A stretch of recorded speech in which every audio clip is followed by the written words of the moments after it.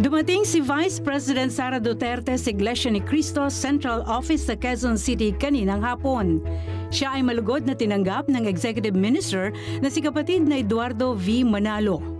Muling bumisita ang pangalawang Pangulo upang personal na ihatid ang kanyang pagbati sa Iglesia ni Cristo kaugnay sa pagsapit sa ika-100 at 11 anibersaryo ng pagkatatag nito ngayong buwan ng Hulyo.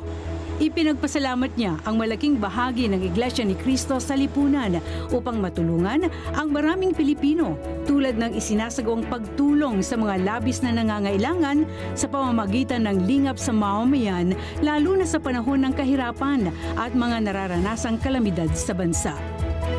Maging sa iba't ibang panig ng mundo ay nakatutulong ang Iglesia ni Cristo sa mga pamahalaan.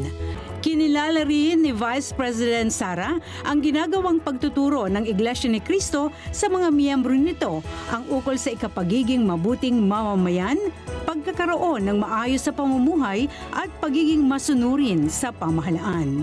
Sa ngayon, nasa 168 na bansa at teritoryo ang nararating ng Iglesia ni Cristo at umabot na sa 152 nationalities ang mga kaanib nito.